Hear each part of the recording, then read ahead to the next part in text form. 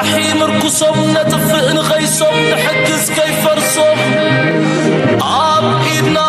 يزلو سرايهم تفوسهم عبيدنا يزلو عبيدنا يزلو عبيدنا حدش ديون عانا ويهويتا فخرة واج قدامو اندرا عزر جيت مالت ما سكروا سكرة حليلهم يقولون ادفقوا إريترا أبي أبي الله الجزي أبي أبي أبي أبي أبي أبي أبي أبي أبي الله الجزي أبي أبي أبي لبركو إنو حسابهم تبدي الساعات معلقات ختمن وقلايو بزعبت وحوين نليلهم قريو كم صخر رحيقهم قوقيرهم بلايو الفتواتهم عبيدنا نيو حيدتهم كنت عرب إلهم غن عسو حيدهم جيبهم حج عليهم نسفرسو عبيدنا يوزلو إلا وانتواصو عبيدنا يوزلو سرايهم نفوسو الطايب والله الطايب نحنا زي نغلو يلا انتم يلا نحنا زي نغلو نعوت محدر عي مسرته تبو محدر انت لك عوت كتكوناتف رقصيو حجي تاع مسمعتي تول بارت مسرعه ابقت 145 نا مصحفكا بزعبا ناي كفل مغعزيات مكروخ تزارب انكلها نزا مسمعتي تطلع اب حدا ايو فايدو انتاي فايدو انتاي طومو مسمعتن تمرتن مكيابتي انتاي طومو سدرانا رسينا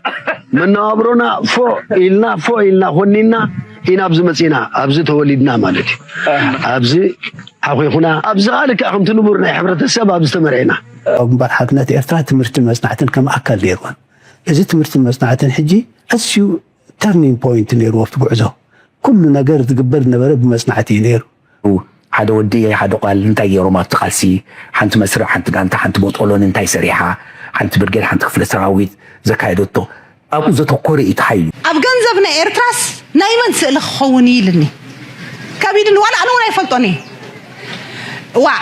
داينتن مايل يوم شعو متعتطع في معلش بيرونا عندي زباقهم بار إيه جمال الصحاحة إلي نتحطها دمت علي حي أنا إلو أمزي أستنتنا بيلو حي أنا دي إلني جابان حجي نزي فلسفنا كايزن كتأتاتو خلو دحريك خلايت كنا تعلم جابان أزيهم تداخيمهم بيرو بقطبات دخومات بيرو مش بعد أمريكا مش حورات من مستات أمريكا ودا دور خلو حدث السعيد عقم نيروهم تشعت حورات من مستات أمريكا حنتخا جابان بليكم فتان أي تعودني عود كونا يكني سلازي مستبهلن عبرن حبرة السبن على ما ميتكا غيركا مسرحي مسؤول بخير أين تجاوب غيركا خسر لك تكون النكا أزاميتكا كيدا لك إتم عنود تبلوم أبزي محدرة تم كان دي عنود زبالو خن ديم حدوان كما ينيشتو حزبي 3 مليون 4 مليون من البات قونا بزناي حبرات هاجراتنا حزبي فقد اللهم ورقه صحفور يومو 4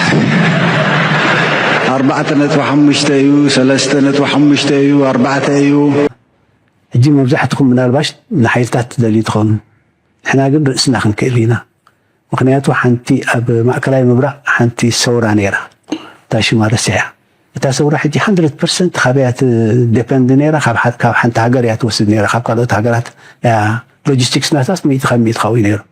حجي تا انصارا دلا هاجر مستا مواليت نايتا سورات سامع اتي موالات ريفو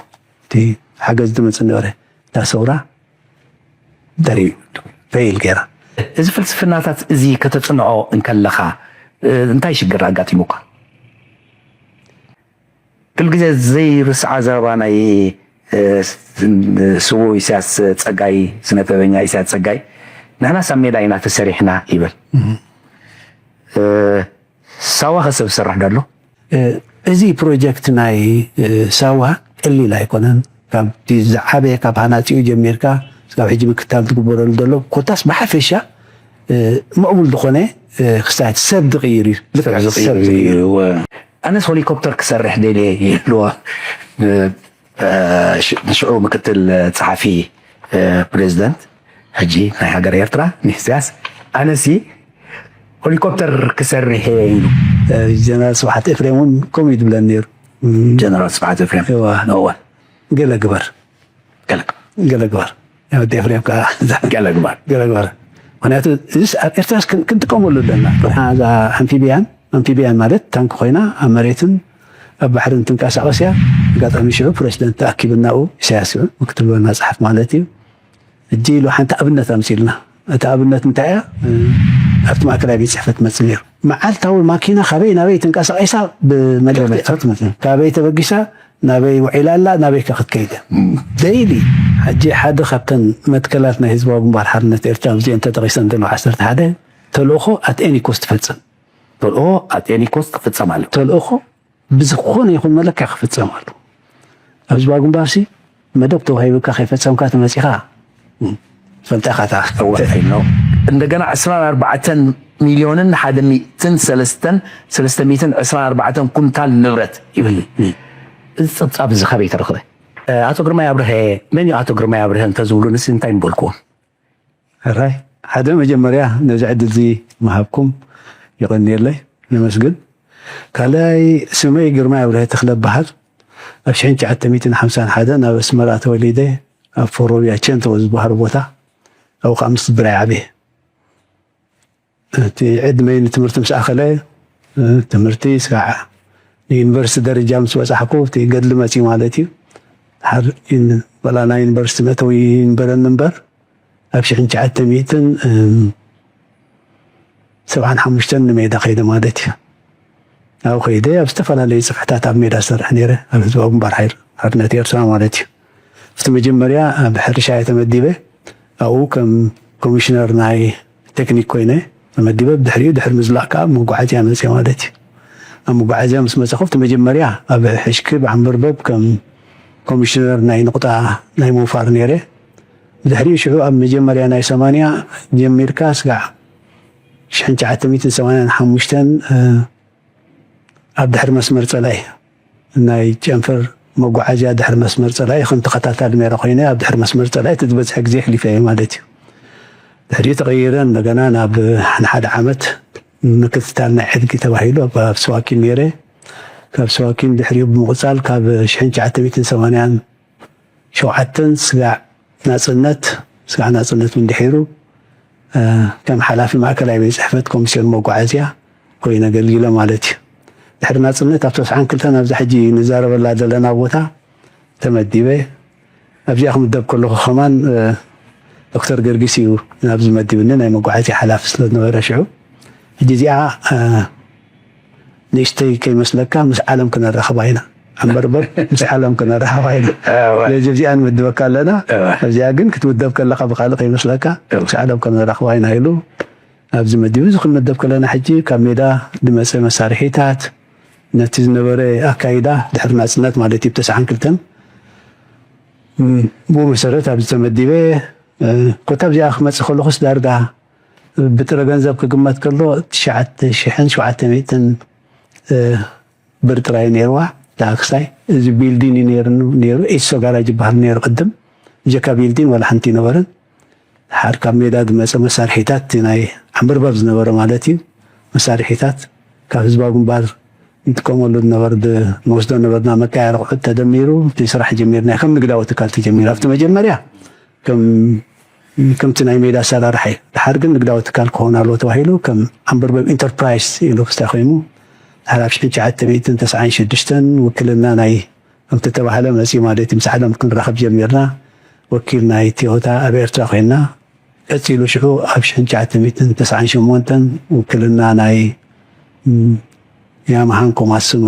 وسيدنا سلازي عم بربوب ناي 3 كوبانيات جابان وقع وكيل كوينو أبز سرح الله مالتي يعني قناة ماناجر كوينه سكحجيب زي قلت له لخ أتو قرماي لومي مرة هبينا بلعبة متحف كاي أبز غربا جزي استحتمت متحفكا ቀጻሊ ዕቤት ንግዳውያን ትካላት ዝመራሕ ኣካይዳ ዝብል ኣርእስቲ ይብካ ብዙሕ ዝርግሓያ ኣዝዩ ሰፊሕ ምኳኑ ካብዚ ገበርኮ ትዕዝብቲ ፈሊጥ ኣለኹ ቀጻሊ ዕቤት ንግዳዊ ትካላት ዝመራሕ ኣካይዳ እንታይ ዕላማ ናይታ መፅሓፍ ዕላማ ናይታ መፅሓፍ ኣብ ምሕደራ ዘተኮረ እዩ ምክንያቱ ምሕደራ ቀሊል ኣይኮነን ምሕደራ ኣዝዩ ሰፊሕ ዓውዲ እዩ ብቁዕ ምሕደራ እንተለካ ዓወት እዩ ውፅኢት ብቁዕ ምሕደራካ ዓወት እዩ ነዚ ምርኩስ ገይረ ሕጂ እቲ ምሕደራስ ማዕረ ክንደይ ተራ ኣለዎ ኣብ ጉዕዞ ኣብ ዕብየት ነዚ ምርኩስ ብምግባር ነዛ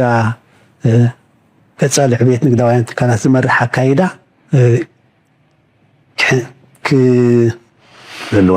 ክህልወና ክፅሕፋ ኢለ ፈቲነ ማለት እዩ ነዚያ ክፅሕፍ ከለኹ ሕጂ ናይ መጀመርያ ዝወሰድክዎ ስጉምቲ እንታይ ከፀኒዐ ፈቲነ ምክንያቱም ኩሉ ሻዕ እንድሕር ደኣ መፅሓፍ ክትፅሕፍ ኮንካ ናይ መፅሓፍ ተመክሮ ይነበረን ግን መጀመርያ ዝወሰድክዎ ስጉምቲ ሃው ቱ ራይት ቡክ ኢለ ፅኒሐ ብድሕሪኡ ሽዑ ከፅንዕ ጀሚረ ማለት እዩ ምክንያቱ መፅሓፍ ክትፅሕፍ ከለካ መጀመርያ ግምት ከተእትዎ ዘለካ እንታይ መን እዮም ዓማዊልካ ንበዓል መን ኢኻ ትዓለመ እቲ መፅሓፍ ስለዚ ነዚኣ ምርኩስ ብምግባር ንንግዳውያን ትካላት ከም ታርጌት ወሲደ ማለት እዩ ኣቶ ግርማይ ፅቦ እንታይ እየ ርሂም ሰበርኳ እዛ መፅሓፍ ኣብቲ መፅሓፍ ዘሎ ካቨር እዩ ርአዮ ስእልታት ኣብኡ ዘሎ ሕጂ ንሪኣ እንድሕር ኮይና ወላ ኣብ ኢድካ እሞ ክመልሳ ኣብቲ ላዕሊ ድሓና ኣላህኒ መፍትሕ ኣላ ኣብታ መፍትሕ መፅናዕቲ ትብል ኣላ ብድሕሪኡ ዕዮ ብጋንታ ምሕደራ ግዜ መፍትሒ ዓወት ከምቲ ቀደም ኣቢልካ ክትገልፆ ዝፀኒሕካ ንዓወት ምሕደራ እዩ መሰረቱ ፅቡቅ ምሕደራ እንተለካ ዓወት ክትጓናፀፍ ርግፅ እዩ ሕጂ እታ መፅናዕቲ ትብል ፓርቲ ምስ ረኣኹ ኣብ ገፅ 145 ናብ መፅሓፍካ ብዛዕባ ናይ ክፍሊ መጓዓዝያ ተመክሮ ክትዛረብ ከለካ ነዛ መፅናዕቲ ትጠቕጠላ ኢኻ ሕጂ እውን ኣብ ምእተው ዘረባና ንስኻ ነዛ መፅሓፍ እዚኣ ንክትፅሕፍ መጀመርያ ዝገበርካዮ ነገር መፅናዕቲ እዩ ኣብቲ መፅናዕቲ ክንምለስ ኢና እንታይ ኢልካ ኣብቲ ፅሑፍካ ኩለን ዝነበራ ክፍልታት ኣብያተ ዕዮታት ኣብ ሜዳ ዝነበራ ብፍላይ ኣብ ደጀን ኣብ ድሕሪ ኣብ ደጀን ዝነበራ ሓደ ኣካል ናይ ትምህርትን መፅናዕትን ኣብቲ ቅርፀት ነይሩ ኢኻ ትብል ሕጂ መፍትሕ ኣብ ላዕሊ ጌርካ መሰረት ምዃኑ ገሊፅካ ኣለይ ትምህርትን መፅናዕትን ኣብ ሓደ ዕዮ ፋይዱ እንታይ እዩ እንታይ ፋይዱ እንታይ ይጥቕሙ መፅናዕትን ትምህርትን ምክያድ እንታይ ይጥቕሙ ሓደ ድሓር ዳኣ ተመሊስና ንመፃ ንኸውን እምበር እቲ ህዝባዊ ግንባር ሓርነት ኤርትራ ዝጥቀመሉ ዝነበረ ቀዳም ምሕደር ኣዝዩ ምዕቡል እዩ ህዝባዊ ግንባር ሓርነት ኤርትራ ነቲ ሓያል ፀላኢ ክስዕሮ ዝከኣለ ፍሉይ ቅዲ ምሕደራን ጥበብን ስለ ዝነበረ እዩ ምክንያቱ ፀላኢና ሓያል ነይሩ ዘራያት ነይሮሞ ህዝባዊ ግንባር ከዓ ምስቲ ካብቲ ካብ ውሽጡ ተበጊሱ ብዘካየዶ ዝነበረ ብልሕን ጥበብን ብጀካ ትፍትሓዊ ቃልሲ ምዃኑ ክዕወት ዝከኣለስ እዚ ጥበብ ስለ ዝነበረ ሕጂ ብታ ጉዳይ ከዓ ኣብታ መልስካ ክንመፅእ ህዝባዊ ግንባር ሓርነት ኤርትራ ዝተፈላለየ ክፍልታት ነይሩ ብግስ ክብል ከሎ ቅሬታ ናይ መንግስቲ ካይዳ እዩ ነይሩ ክፍልታት ነይሩ ሰራዊት ጥራይ ድኮነስ ኣብ ካልእ ንጥፈታት እውን ይካየድ ነይሩ እዩ ተዋጋኢ ሰራዊት ነይሩ ፖለቲካዊ ምንቅስቃስ ነይሩ ፖለቲካዊ ንጥፈታት ነይሩ ካልእ ቁጠባዊ ንጥፈታት ነይሩ ዜናዊ ንጥፈታት ነይሩ ዲፕሎማሲያዊ ንጥፈታት ብዙሓት ክፍልታት እየን ነይረን ህዝባዊ ግንባር ካብተን ኩለን ክፍልታት ሕጂ ሓንቲ ቁጠባ እያ ኣነ ዝነበርኩ ኣብቲ ናተይ መጠን ክዛረብ ቁጠባ ከዓ 9 ኮሚስዮናት ነይረን እዘን 9 ኮሚስዮናት ሓንቲ ካብኣተን ከዓ መጓዓዝያ ነይራ ሕጂ ኣነ መጓዓዝያ ስለ ዝነበርኩ መጓዓዝያ እየ ክዛረብ ግን ኩለን ክፍልታት ናይ ህዝባዊ ግንባር ሓርነት ኤርትራ ትምህርትን መፅናዕትን ከም ኣካል ነይርዎን እዚ ትምህርትን መፅናዕትን ሕጂ ኣዝዩ ተርኒንግ ፖይንት ነይርዎ ኣብቲ ጉዕዞ ኩሉ ነገር ዝግበር ዝነበረ ብመፅናዕቲ እዩ ነይሩ ዝኾነ ነገር ክግበር ተዳ ኮይኑ ብመፅናዕቲ ይካየድ ብመፅናዕቲ ምርኩስ ገይሩ ዝግበር ከዓ ስነ ፍልጠት ማለት እዩ ብስነ ፍልጠት ተተመሪሕካ ካብ ኩሉ ሻዕ ዓወት እዩ ትመፅእ ሕጂ እቲ ብቕዓት ናይቲ ምሕደራ ዝካየድ ዝነበረ እንታይ እዩ ኩሉ ነገር ኣብ ህዝባዊ ግንባር ሓርነት ኤርትራ ዝካየድ ነበረ በቲ ኣካላት ኣቂምዎ ዝነበረ ናይ ትምህርትን መፅናዕትን ብኡ ተማእዚኑ ከይ ስለ ዝነበረ ኩሉ እቲ ውዱን ነይሩ ቁኑዕ ነይሩ ኣድማዒ ነይሩ ዓወት ከዓ ነይሩ ስለዚ መፅናዕትስ ኣገዳሲ ኣካል ናይ ሓደ ምሕደራ እዩ ሕጂ መፅናዕቲ ክትገብር ክድርኽ ከለካ ኣብዛ መፅሓፍ ከም ዝተዓዘብኮ ሓደ መሰረት መበገሲ ዝገበርካዮ ብዙሓት ፅሑፋት ከም ዘንበብካ ኣብቲ ጥብቆ ኣብቲ ኣፔንዲክስ ናይዛ መፅሓፍ ኣሎ ብብዝሒ ገጽ 400 ገጽ እዩ ብዝርዝር እውን ካብ 9 ዝኸውን ምዕራፋት ከባቢ 79 ዝኾኑ ንኡስ ኣርእስታት እውን ኣሎ ኣብ ኩሉ ብዝርዝር ተጠቂሱ ኣሎ ሕጂቲ ካሓተካ ዝደለኹ ሕቶ ዝበዝሕ ግዜ ብዛዕባ ታሪክና ብዛዕባ ዓወትና ክንዛረብ ከለና ክንዕልል ከለና ሚድያታትና ይኹን ከም ውልቀ ሰባት ክንዕልል ከለና ነቲ ዝተሰርሐ ተኣምር ቅያን ወታደራዊ መዳዩ ኣብኡ ኣተኪሩ ሓደ ወዲ ሓደ ጓል እንታይ ገይሮም ኣብቲ ቃልሲ ሓንቲ መስርዕ ሓንቲ ጋንታ ሓንቲ ቦጦሎን እንታይ ሰሪሓ ሓንቲ ብርጌድ ሓንቲ ክፍለ ሰራዊት ዘካየደቶ ኣብኡ ዘተኮረ እዩ ተሓይሉ ግን ተመሊስና ክንሪኦ ከለና ነዚ ዓንዲ ሕቁቁ ኮይኑ ነቲ ዓወት መሰረት ዝገበረ ከዓ እዚ ኣቃውማ እዚ እዩ እዚ ቅርፂ እዚ እዩ ህዝባዊ ግንባር ልክዕ ከም መንግስቲ ክንቀሳቀሳላ ዝጀመረ እዩ ሕጂ ናብኡ ንቅድሚ ምምፃእና ንስኻ ካይዘን ትብል ኣርእስቲ ኣላትካ ኣብዛ መፅሓፍ ካይዘን እንታይ ፍልስፍና ድዩ ራይ ፅቡቅ ትሕተ ኢኻ ከም ሕቶ ሕጂ እቲ ካይዘን ሓደ ፍልስፍና እዩ እዚ ፍልስፍና እዚ ፍልስፍና ካይዘን ሓደ ብልሓት ናይ ስራሕ ኮይኑ ኣብ ተዋፊርካሉ ዘለኻ ስራሕ ይኹን ማሕበራዊ ሂወት ቀፃሊ ዕብየትን ለውጢ ዘምፅል መወደኒ ወይ ድማ ኣገባቢ ካይዘን ሕጂ ብናይ ቋንቋ ናይ ጃፓን እንድዩ ከይ ለውጢ ማለት እዩ ዘን ከዓ ፅቡቅ ማለት እዩ ኣጠቃሊል ክጥምቶ ከለካ ሕጂ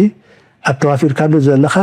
ስራሕን ማሕበራዊ ሂወትን ቀፃሊ ለውጥን ምዕባለን ምምፃእ ማለት እዩ ቀፃሊ ለውጥን ምዕባለን ምምፃእ እንድሕር ካይዘን ኣቲኻ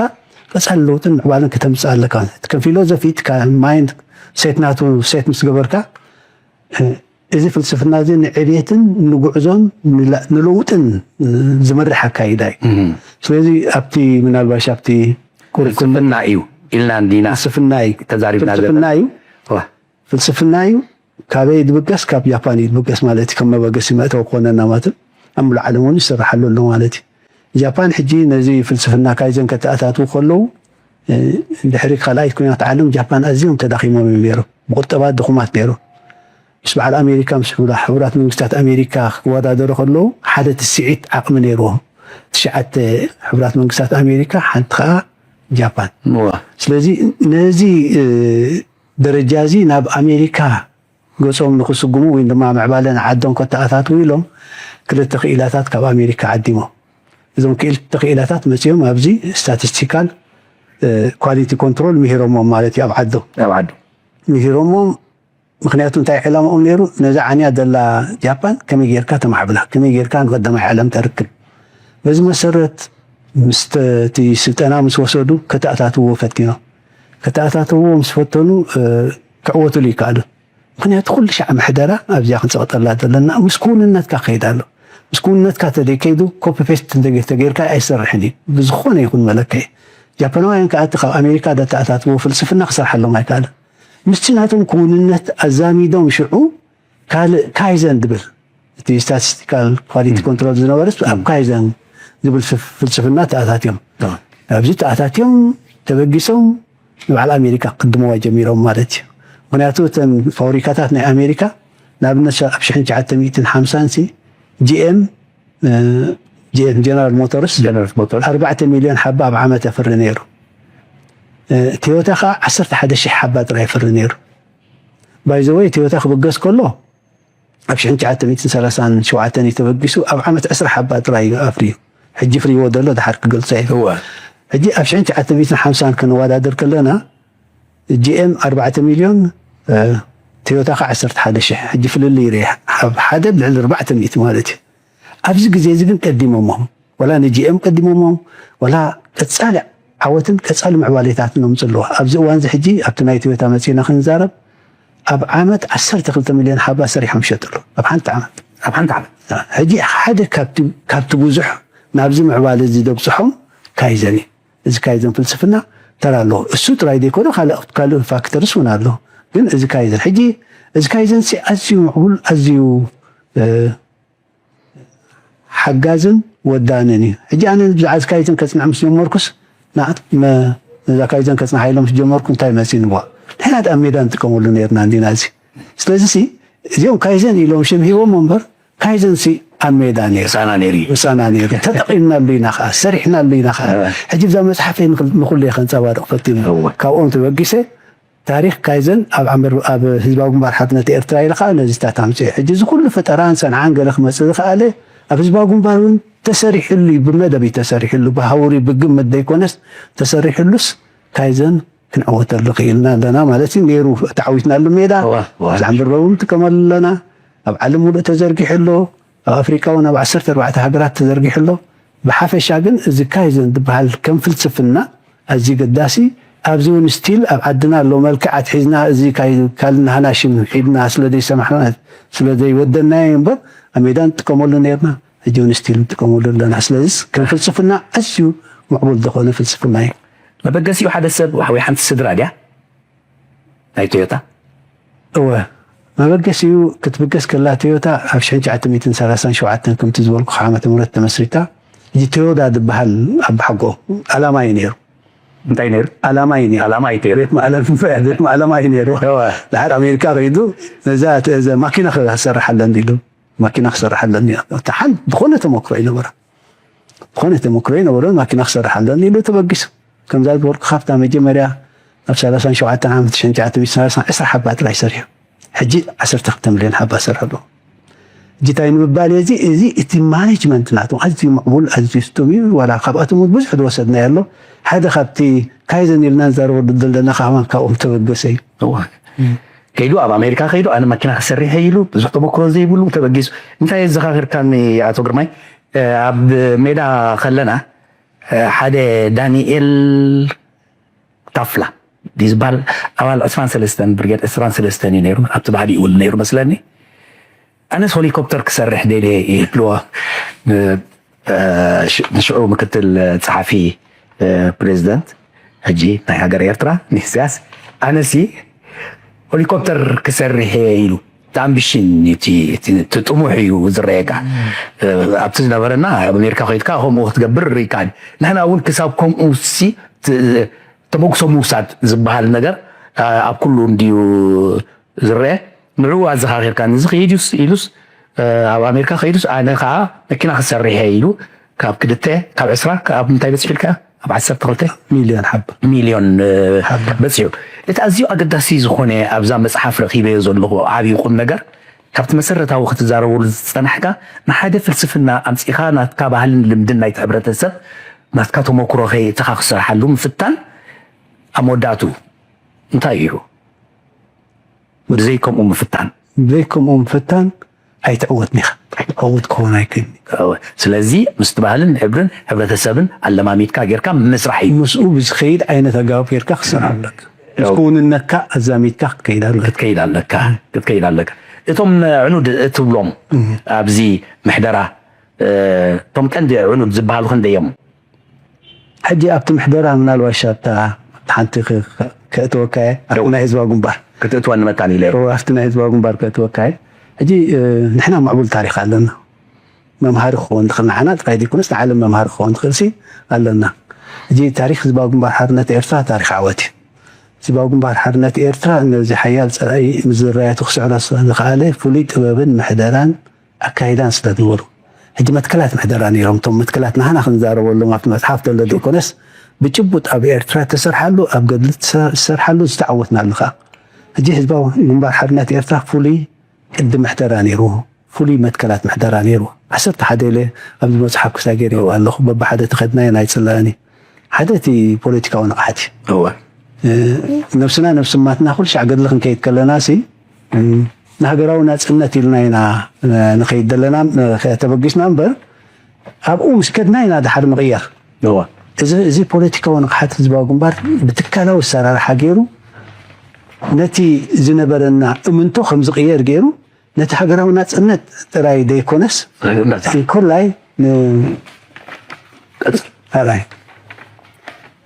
እንኮላይ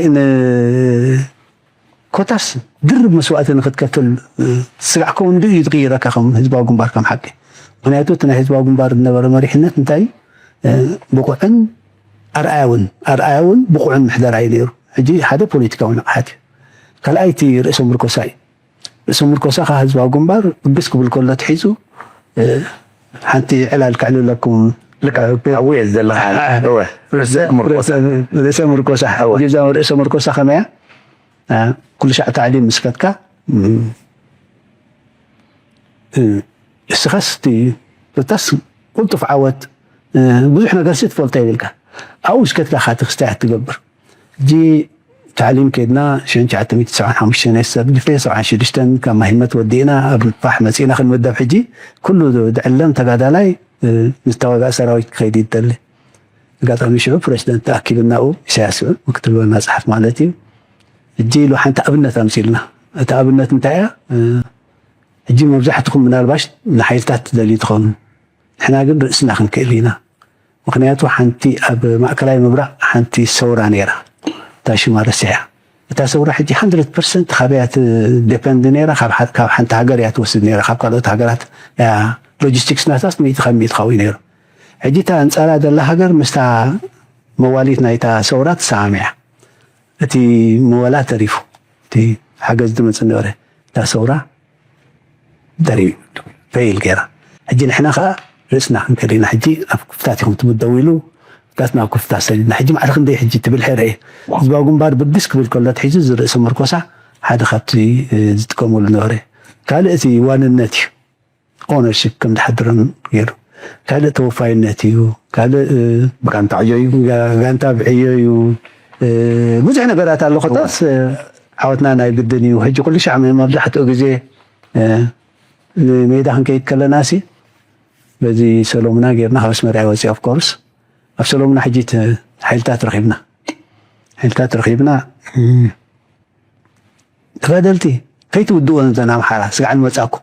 وانا تعلمنا سقعن مساك ترفلنا نعم كده ترفلنا نعم كده ترفلكم إذا حافظ أتوبوس والكاسورة صورنا مريم نوحيني عوتنا قلنا كده متبوليتي إذا حجيت إذا ما تكلم دي صورنا نوحي المريمي عوتنا قلنا يقدني أنتم شو كاب تعليم في المحارة بوت تودين كخاطري حجت كل المحاضرات أب عصرت حدا محضرها متكلات محضرها أب زباق مبارحات نتي إرسال تريسين دلوا زين كل أنتم محارة مالتي زين أنتم هيركا شو ندخون يخون ولا شو نتاينو نيرنا مش لك أنا دبلون نوركو زباق مبارح مسكيرنا مالتي أنس حق تفترو داية فكتم كوين بر ولا حنسا تسوي قال أي تتفتر قال أي متسوى كل ذات ماشي هجي انتهي فتيرو هزباق ما رسف فتيرو هجي نزوم زي حيل زي أبنى قرأ وحيل تغيروا مالتي إذا نقرأ وحيل مسوات ترايدي كونسي نقول إن فترة مسانحة كل عقوم استخدم تقبر غير هجي زيو تي حيلنا هزباق ما حيل نتيرتس نسب مسكيرو زي كان هليكوبتر ترايدي كونس بزح نقري لو تعافر عن غالي زي جن بحاوري بقمت بداي مدب بمسادة كونس بمدب زباق مبار سريع أنا خمان تذكر من الناس حجي زباق مبار ميدا خوينو مريح الناس زباق مبار مالتي كم زعمت بالحلم تباب غيرو أب عوض بس حدا قالسي هذا خط فتش دلو إلى وأزي فتش دلو إيو عندنا تمليسكا نابتا مسمعتي كنملس كميلنا إنا زخلو عوض المعباليتاتنا نفسينا نعخا يقرمكا نخل سب يقرمو بفلاي تقادا لايكا أبتي دجنز نبره كمان أبتي دجنز نبره كمان كي ترفه كمزي أم نسحفكا بزرزر عبريكا يوزر لخا معباليتات أميلا خمسة سرح أي فلت ديك أمرنتن كندي كيان خمسة سرح أي فلتنيو حجي كايزن أمسينا ولاد حدا ما شعب يازن يدارك نتكايزن نحن شعب يازن دارك تسبلك أي صلاً وكان اسم كتبوا تقوليهم إذا فلسفناتات إزي كتتصنعوا إن كان لخا انتاي شجر عقاتي موقع مجمرة كلنا سلدتنا عكاين انتاي شجر عقاتي موقع حجي مجمرة انتاي تشجر حدا كنت عنتو يتقسكو دخلنا نقول مسحاب كتسحب لخا لماني علامخ كتنصر لك أجين من علامة 5 نصرك أنت ياللوم أنت يقول لهم كأخفلت على كاتهم ناتك عماود نولد حنبة قانقا هو أجين زي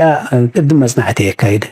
أنت مصنعت أنت غير أبتنتكالات خير لني ممكن تنتكالات كيدة እንታይ ኣለዎን እንታይ የብለን ክፈልጥ ኣለኒ እንታይ እዩ ሕጂ ምክንያቱ ኣብ ኤርትራ ሓደ ምዕቡል ዝኾነ ናባሽ ካብተን ምክንያታት ነዚ መፅሓፍ ክፅሕፍ ተገደደኒ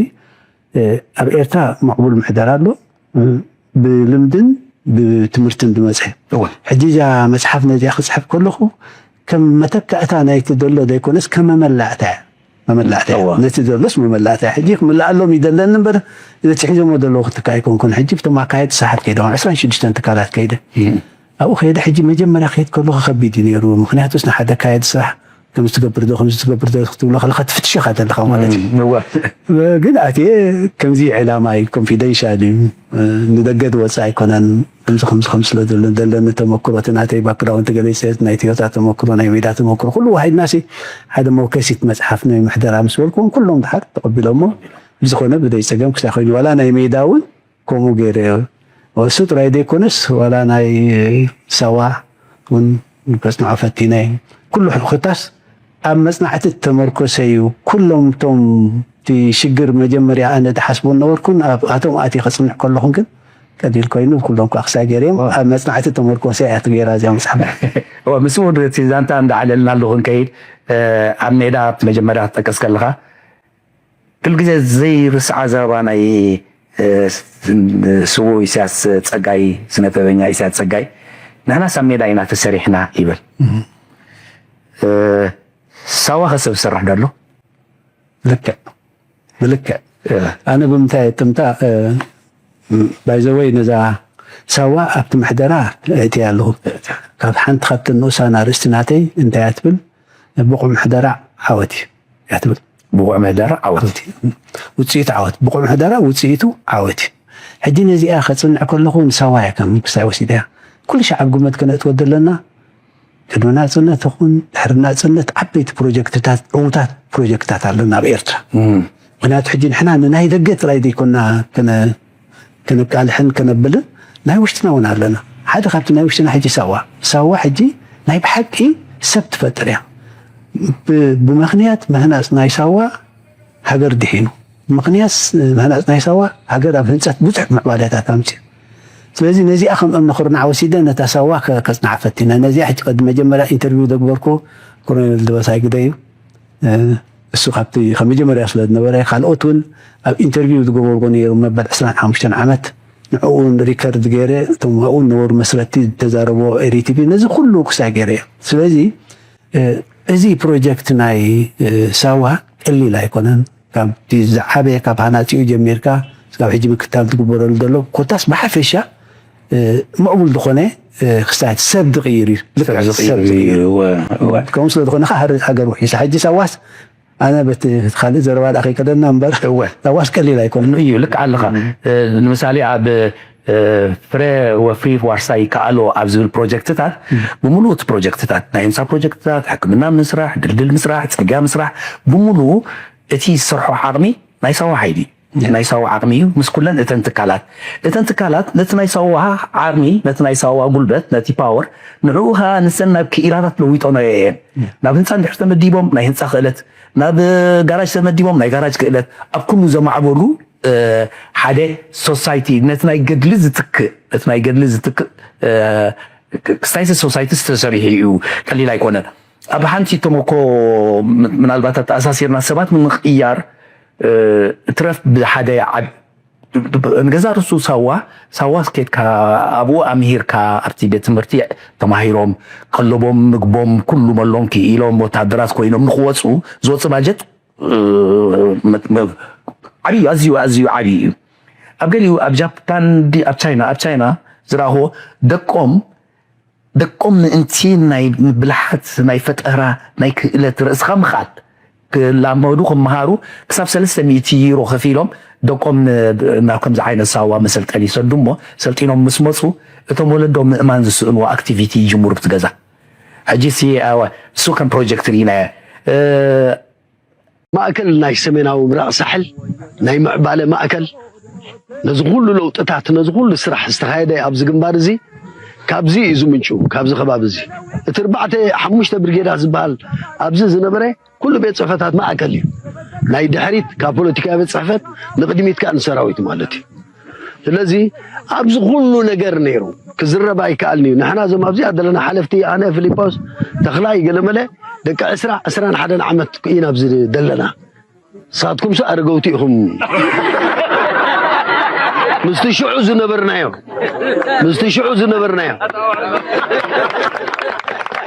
ከምዛ ዝብለኩም እያ ተዓድመ ስድራና ረሲዕና መነባብሮና ፎ ኢልና ኮኒና ኢና ኣብዚ መፂና ኣብዚ ተወሊድና ማለት እዩ ኣብዚ ሓኺኹና ኣብዚ ኻልክ ከምቲ ንቡር ናይ ሕብረተሰብ ኣብዚ ተመርዒና ኣብዚ ኣላታ ስቴጅ መመርዓዊትና 54 ፅምዲ ተመርዒና 108 ሰብ ማለት እዩ ሰበይታይ ሲኢነ ኣንቡ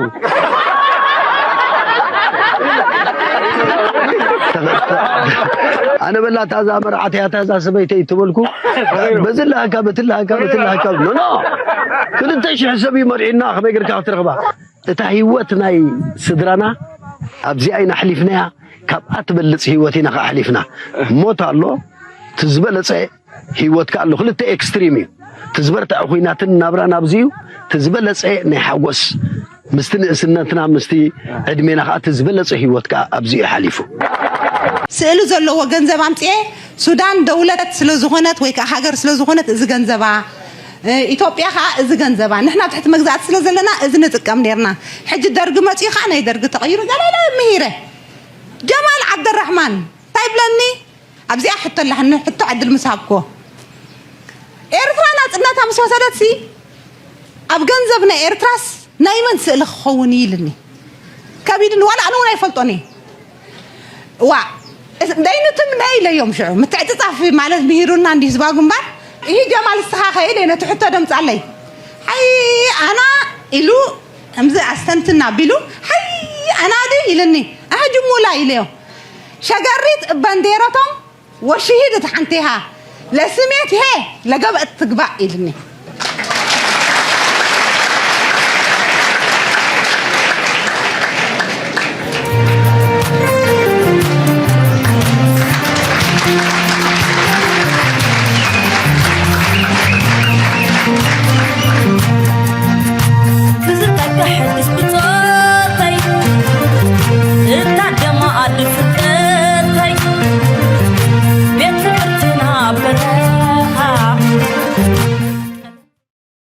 كنا تجزي أب شاينا خن مهار قلنا كل جزي درسونا جرالو وتدراو استراتيجية خمزي بعلمو كل جزي نسألها خد سعرهم منتس ثلاثة حد أخت قط مالو كازو اللي تحقي نعطاتهم مهار مالتي من الوقت مسنا جابان تموكرهم مسبزهنا هيزو ما ناساتيرهم مهون أنا مهار كله هو جنتاي مسألنا نيرو حدا ثلاثة خونا لو تحقين بس ثلاثة حدا خونا سلادي أو كند ثلاثة حدا تقدم حدا ثلاثة تقدم ذحر كوينكا بثلاثة وأربعة تخت الرابع على كمالت زبير ترى أخوهم غيرو ترابيعه هذا وان كما ينيشتو حزبي 3 مليون 4 مليون من البات خونا بزناي حبرات هاجراتنا حزبي فقد الله ورقة صحفور يومه 4.5 أيو 3.5 أيو 4 أيو يبلو مو ممسايا بين بحنقولي مغنياتوس نحدا ب3 أرباع كاي خندي مخونه نحدا ب10 أرباع كاي خندي مخونه إلى حسبمو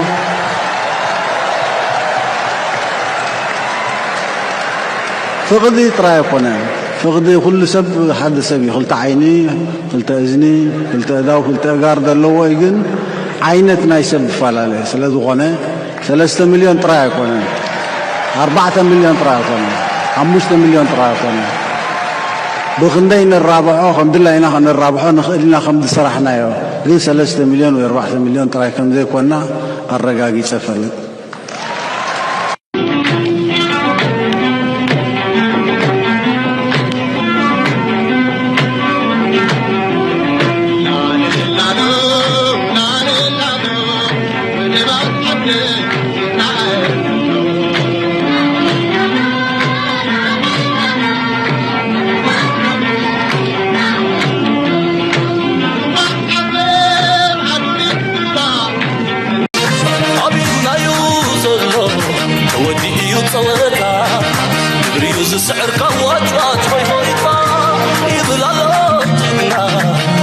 يبلالو مري سكتر عقلي قريب يوقوه أبي لا يوزلو إلا وقت بصم أبي لا يوزلو سراي نفوس الطاي بلا الطاي نحنا زين خلو يلا يلا نحنا زين خلو أبي لا يوزلو وسنو ما أكلو درت حيرك تزبلو كم تزدينا يوم ولا مساقلو أورينا مدر بايتا يتسقم الله نصنع حسبية عقلي تعمقيتنا حدا أطلال كرعاتنا عبيد يوزل عبيد كون بصلاة عبيد يفوت صحيح عبيد يوزل عبيد كون بصلاة عقلي كم يفوت صحيح عبيد لا يوزل ودي يوصلتا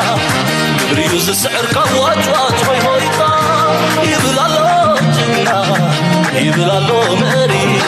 ستر عقلي قريب يوقوه عبيد لا يوزلو إلا وقت بصم عبيد لا يوزلو سراي نفوس الطاي بلا الطاي نحنا زين خلو يلا يلا نحنا زين خلو عبيد لا يوزلو وسنو ما أكلو برد حيرك تزبلو كنت زدينا يوم ولا مساقلو أورينا مدر بايتا يتسقم الله نصنع حسبية عقلي تعمقيتنا حدا أطلال كرعاتنا